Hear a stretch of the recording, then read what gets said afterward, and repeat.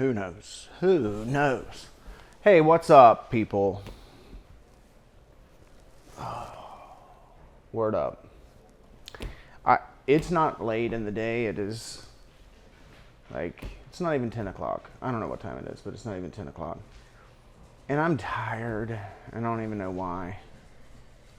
Or maybe I do know why. Maybe that's what we're going to talk about today. Have you ever thought of that? Look how white my beard is.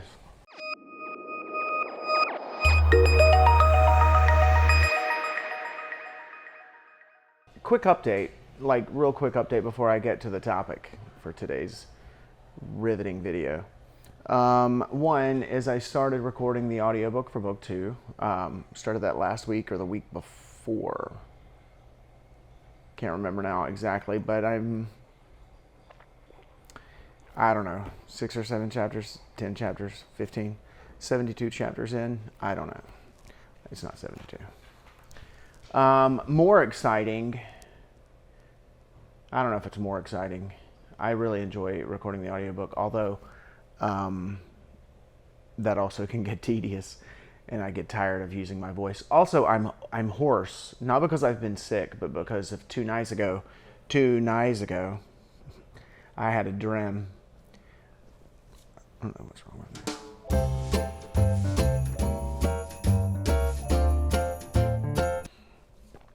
So the other thing that I'm doing is putting this wig on Chuck. And he's doing his Tina Turner impression now. Oh, there it goes. Anyway, this wig. I have this wig and I have this flame bulb, you know, those ever popular flame bulbs. 2 of them actually. I have those because today I will be shooting the video for my book teaser. So I was trying to get this thing done before the book's ever launched in January and February, books 1 and 2. Like a 60-second little ad for the book's promo trailer. And I couldn't. I had a model worked out. We had been talking about it, and I was really excited about working with him, but that never materialized. But since then, I met this guy named Cameron. He's the right size, even better suited for the character than the other guy. Although the other guy was studying acting in college, so he was really good. But whatever. So Cameron and I have done a couple photo shoots, and today we're going to shoot the video for the teaser video. I'll tell you all about the teaser video later in a different video after the fact, because I've got to record the music. It's not really music, but sound effects and shit. Anyway, that's another topic. Today I want to talk about discouragement. And this may seem like a bizarre topic. No. It's not bizarre at all. It may seem like a topic I've talked about before, because perhaps I have, I can't remember. But it's been a while since I've shot anything, and another big milestone is, it's not really a milestone necessarily, but it's, you know, one thing I checked off my list, is that I finished editing the manuscript for book 3. That round of edits. That's what I mean by it's not monumental or whatever I said. I finished this round of editing, but I've still got like 2 or 3 more before I'm ready to send it to my editor, and I have to send that thing is going to my editor in July, I believe. Like we're contracted for that. The anthology, not as productive with that. I'm struggling with some of those stories that I want to include, so I may not include all of them because I'm not going to rush it. But I even worked on a non-Glint and Shade related short story this week for fun. I had already written it. I just edited it and did some stuff with it. Anyway, I'm tired today, but that doesn't account for everything that I'm feeling, and I'm just in kind of a mood, as it were. And so when that happens, I will often stop and take an inventory and say, all right, so what's the source? Where's this coming from? Try to sort it out. My house is messy because I had a shoot. It doesn't matter. that messes with my brain. It messes with my well-being. Like if my house is, Chuck, will you please close your legs? Chuck, close your legs. Eugene, will you go close Chuck's legs? Eugene, I think my ADD is getting worse. Discouragement. I always feel like I'm on the verge of being discouraged, like always, whether I am or not. But today, as I was taking an inventory, because I feel off, and I don't know if it's because I didn't sleep well last night, or I didn't get enough sleep last night, or if it's because I just feel queasy, or whatever. What I kind of settled on is I think I'm a little bit discouraged. Now, don't panic. That's not like, I mean, it's normal. I would imagine it's probably normal with most people working on something, a creative project of the scale of a novel, certainly a series of novels, a book series. But here's kind of where that falls for me. So, like, I write because I enjoy it. I know I've said this. I write for the love of writing. I write because writing is fun to me, creating, telling a story, all of those things are really, really fun to me. Like really, really fun. They give life to me. They make me feel better. And maybe that's another reason why I'm feeling a little off, is because I haven't been able to work on book stuff as much the last couple of weeks because of conflicts on the weekends, which are my writing days. And that's not getting any better. Like this weekend, I'm going to be gone for a show that's on an island that you can only get to by ferry 2 times a day. And so we have to stay the night and blah, blah, blah. Here's the thing. I'm working on this epic fantasy series, a dark fantasy series that is, at the very least, an epic story. I don't know if it would qualify as epic fantasy. I don't know what that even means specifically, but it is an epic story. I don't think it's on the scale of The Lord of the Rings because of the number of characters and everything that has. This is a more intimate story because it focuses on a handful of characters that come and go throughout, but with 2 or 3 core characters that will pretty much be there throughout the series. And there will definitely be some more epic scenes and sequences toward the end, but still, it's just this broad, very broad story that's going to span 7 main books in the series and 4 anthologies. So 11 books total. Yeah, I just counted that on my fingers. And I don't care. You count the way you want to count. I count the way I want to count. Don't judge me. Or judge me. I don't care. I don't care. Judge me. You do you. I'll do me. I'll judge you for judging me. So now we're even. Anyway, 11 books that I know of at this point. That's a big plan, and that represents already 2 books in, and let's just say we're 2.5 books in, because I'm in the process of working on book 3 and the manuscript. But let's just use the main book series as our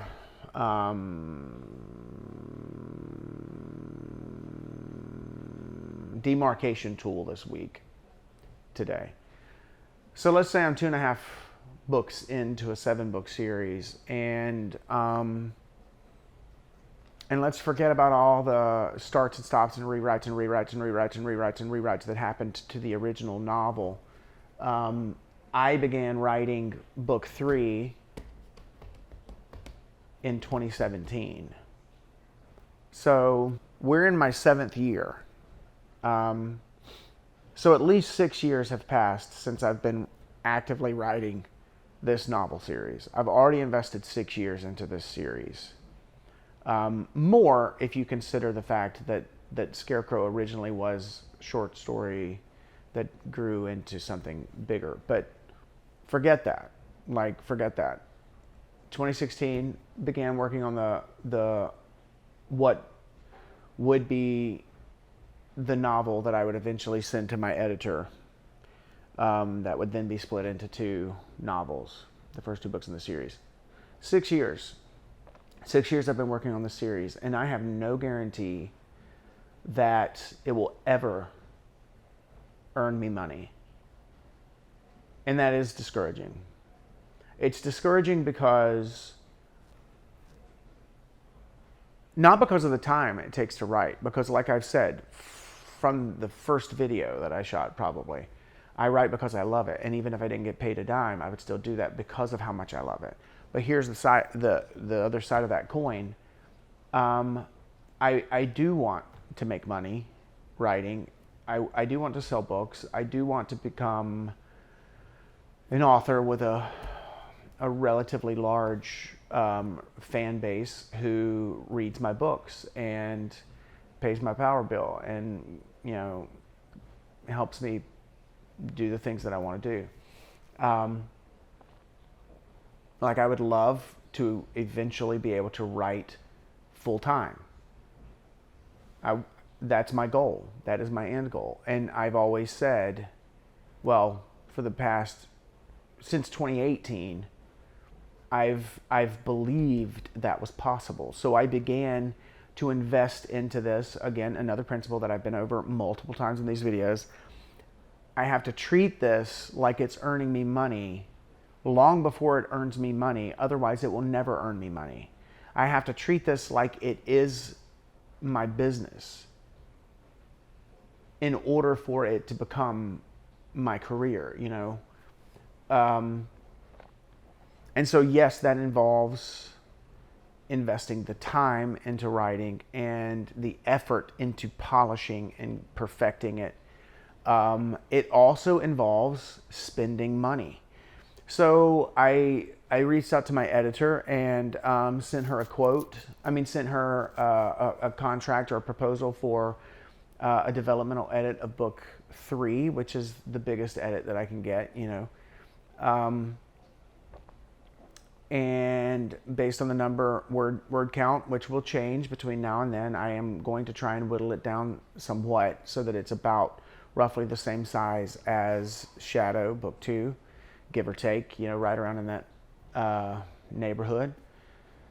But right now, I think with Reedsy's fees and Parissa's costs, it's going to cost $3,600 to get that book edited, which I don't even have all of that. I would have to save up for it, and I do have some side projects, but because I downgraded what I do and took a full-time position in Statesboro, I don't have as many opportunities to do extra projects to make extra money for this kind of thing.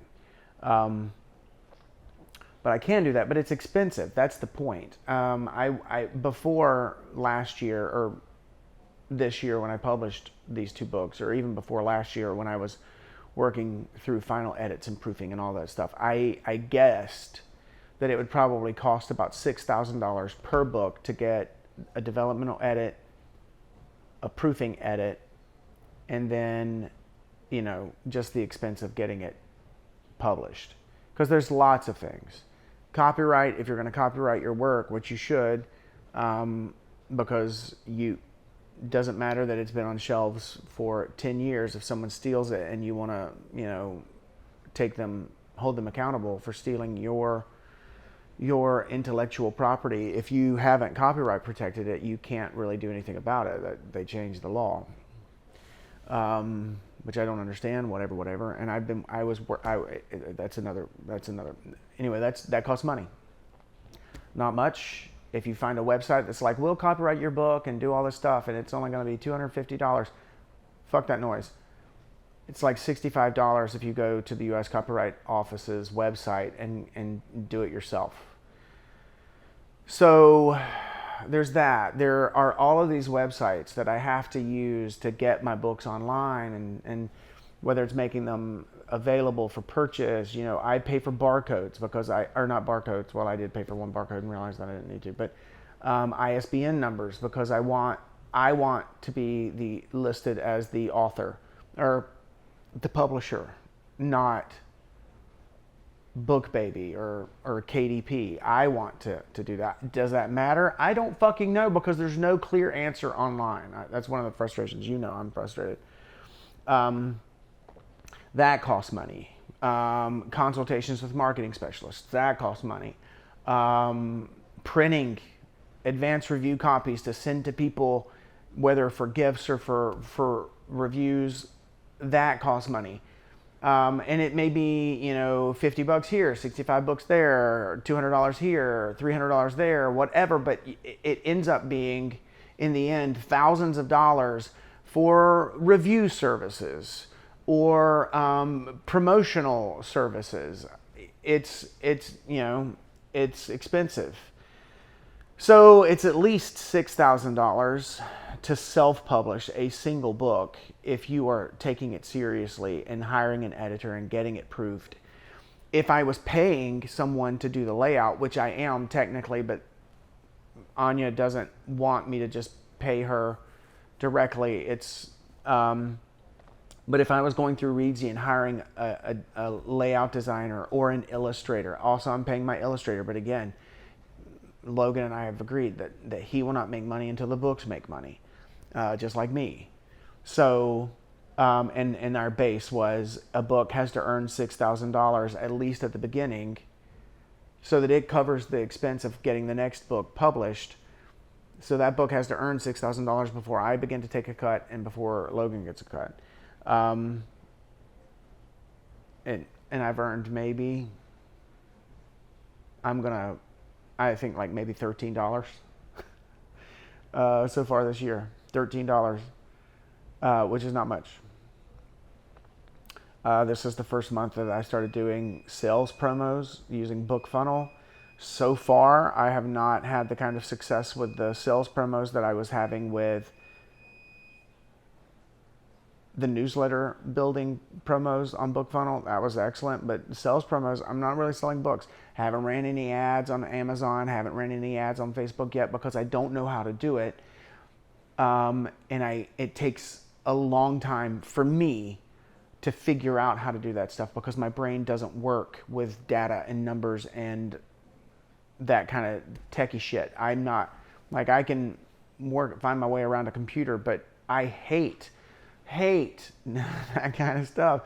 So it's my brain doesn't get it. Maybe it should. It doesn't. I'm not making excuses. It just doesn't. It takes me a long time to get something, and it is daunting just getting started to learn a new skill with that kind of thing. But Amazon and Facebook ads cost money, and I've read this in a couple of places. Don't start until you know that you've got enough money to cover the expenses, because those expenses of running ads will creep up on you very quickly. And if you're not prepared, then you've spent more than you anticipated, and if you aren't prepared, you're SOL. Money everywhere. Bleeding out money. Just that it's expensive to self-publish. You would think not having to pay for, I don't know. So part of me is that I'm frustrated with that. Not so much that it's costing me so much to self-publish, but that I don't know if my effort, I know I can write a good book. I am confident I can write a good book. Maybe not for everybody. Certainly not for everybody. No, I'm never going to be everyone's favorite author. I may not be many people's favorite author, period. But I do know that I have the capacity to have a solid fan base. And I know that based on the reviews I have. I've got 15 reviews for Scarecrow and 13 reviews for Shadow on Amazon right now. And Scarecrow has a 4-star rating, and Shadow has like a 4.5-star rating. Even the people who are like, this is slow and the author doesn't answer all my questions and it's overly descriptive and I didn't relate to the characters, even most of those reviews are still like, but I really want to like it because it's good. Or one lady said it's agonizingly slow, but every word is sublime. Weird, right? Oh boy. But yeah, I mean, it is weird, obviously. And so I know I'm descriptive, and I know I'm not going to be everyone's cup of tea, but I will be a small group's glass of champagne, as my friend in high school, Diana, used as her senior quote. I may not be everyone's cup of tea, but I'm someone's glass of champagne. That was the quote. So I know I'm not going to be everyone's cup of tea, but I will be someone's razzle-dazzle author that they really like, or at least one of them. But I have no guarantee that my effort to promote my book, to market my books, will pay off. And I do not have the luxury of having the money to just hire a marketing specialist to do that shit, which is what I would prefer. Like at this point, I would much rather say to the guy, Mike, that I consulted with and who gave me a launch plan and has done some marketing consultation with me before, I would love to reach out to Mike and say, I have Scarecrow, I have Shadow, and I have the third book, Bones, coming out at the end of this year, plus an anthology this summer. I want to pay you to do all of my marketing over the next year, and that's just monthly marketing. You'd be marketing all 3 books at your discretion, whatever you think is best, how you think is best. We'll talk budget so that because I know I'm going to have to pay for all the ads and things like that, and pay you. But you know, I don't know how to do this, and I need help. But I don't have any money. I don't have any money for that. Even if I had my small business, my videography and photography business, and it was doing well, I don't know if I would be able to afford to hire a marketer to basically work on my books. Like, I can tell you, for me, that would be $1,500 a month, starting out, for someone to have a monthly contract with me as a videographer, photographer, content creator, for marketing purposes, even if I wasn't managing their actual sites, you know, their social media. $1,500 a month.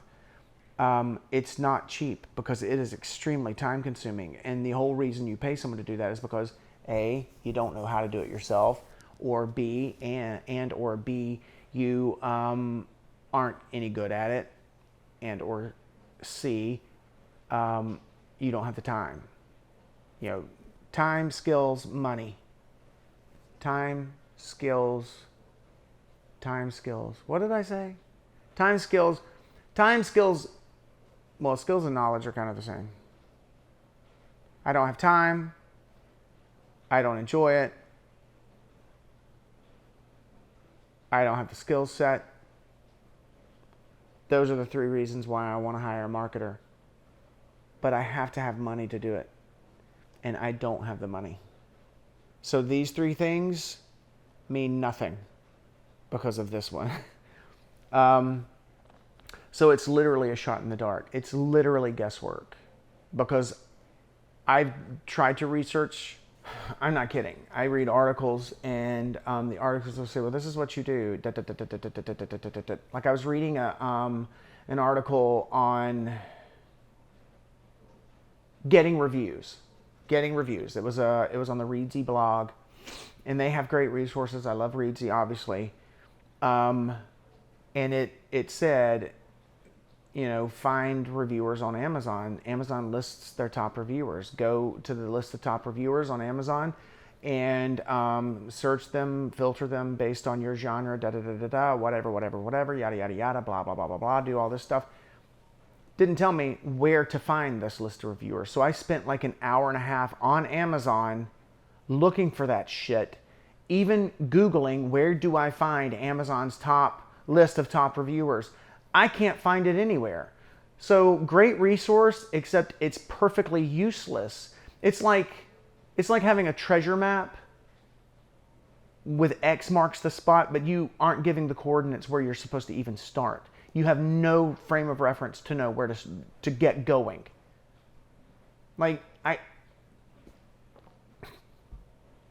It's like being given a scavenger hunt and saying, here, go find these things. All of these things have been hidden in a small town in the Midwest. It's going to be great fun. Now go. What town? Huh? What town? What small town in the I don't know. You have to figure that out on your own. We're not doing the scavenger hunt for you. I don't need you to do the scavenger hunt for me. Once I know what town it is, I can do the fucking scavenger hunt myself. But I gotta know where to start the fucking thing, right? But that's what I find all the time. People use words that I don't know what they mean. And they are so specific to the world of publishing or self-publishing, but the word also exists in the larger vernacular. So when I Google what does this word mean, I don't get the definition that that person is referencing in relation to self-publishing. I get the general definition, and I can't find out what those words mean.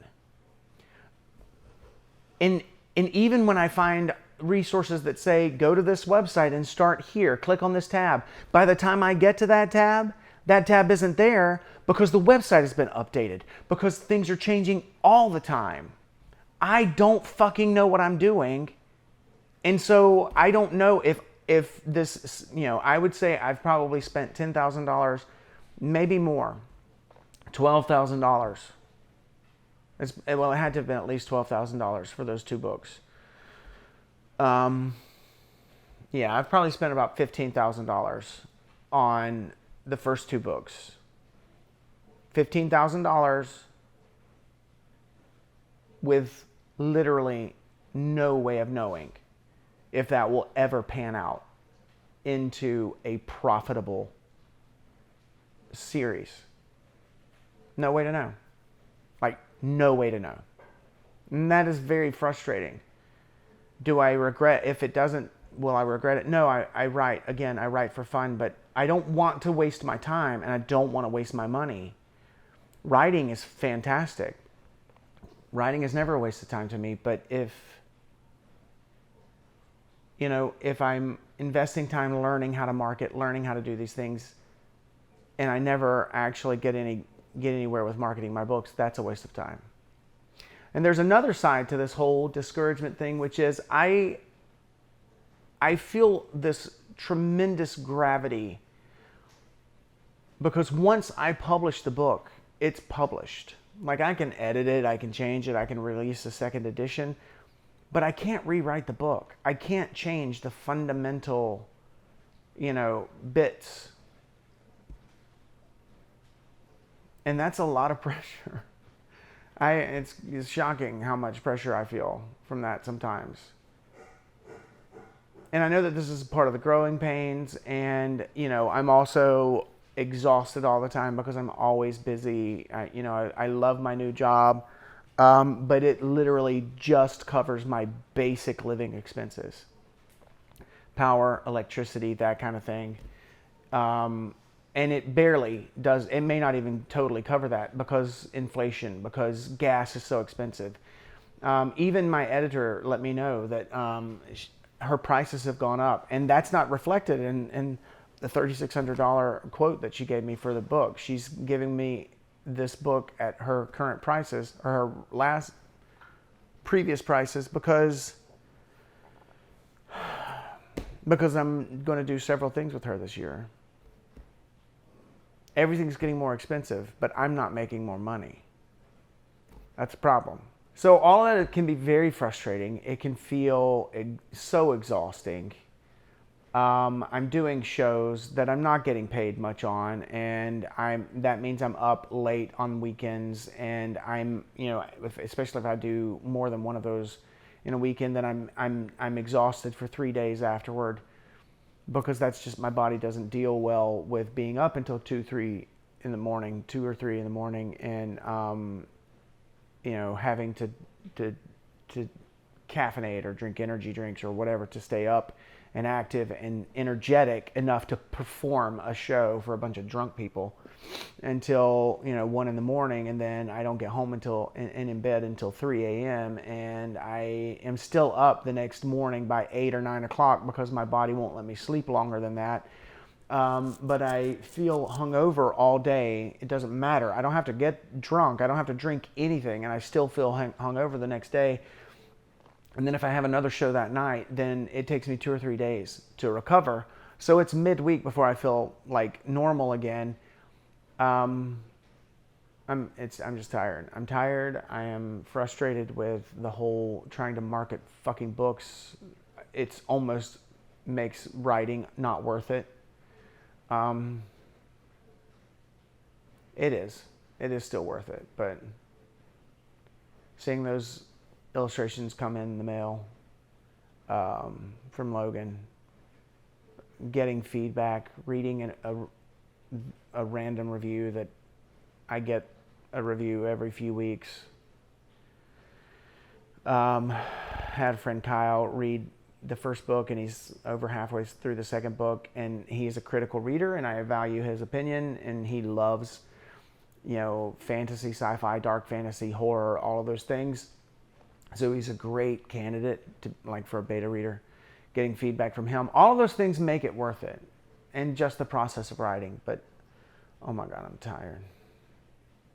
I'm tired, and I'm frustrated, and I'm discouraged and worried that I could invest all this time and money into trying to become a full-time writer and not succeed, not because my books aren't any good, but because I literally don't know what the fuck I'm doing. And that is the reality that I live with. True. No cap.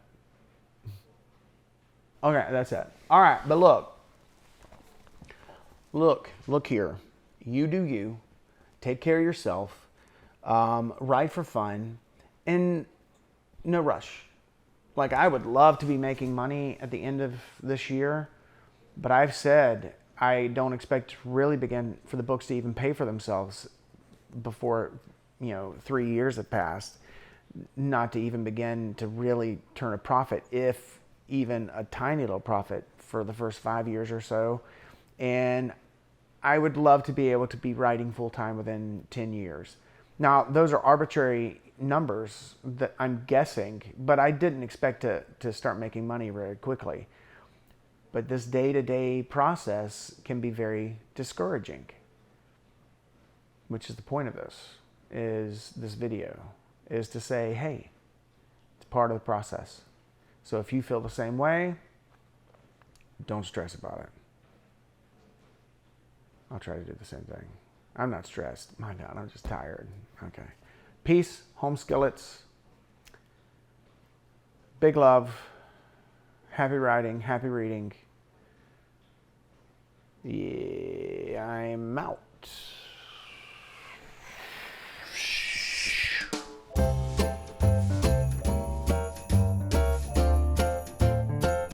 Two nights ago, I had a dream where there were two demon dogs that came into my house to kill me. And I knew they would, and I knew there was nothing I could do to stop them.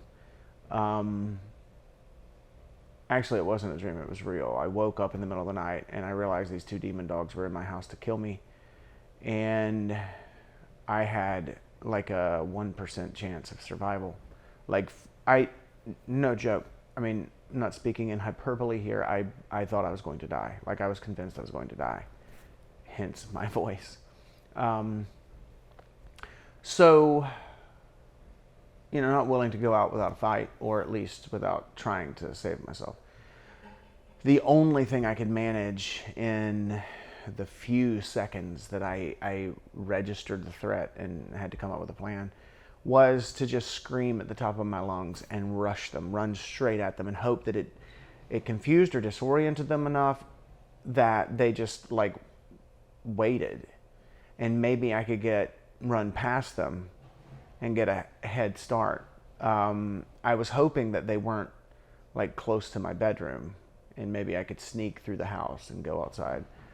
But of course, when I finally got the nerve up to lift my head up off the pillow and look, they were both standing in the doorway of my bedroom.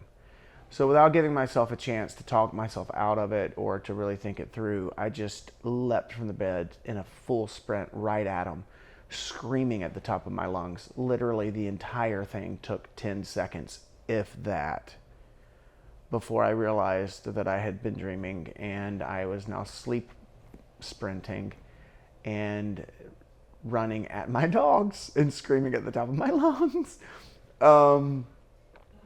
But just in case you're curious, it did confuse and disorient them. did not know what to do. They did not know what to do. They didn't just run. I think they were too panicked to run. And they clearly, I must have been moaning or making noise in my sleep because they were both standing in the doorway watching me with alarm, trying to figure out what the hell was going on with me. So that's hilarious, poor guys. But also unfortunate because now I'm hoarse and I have a show this weekend. But whatever.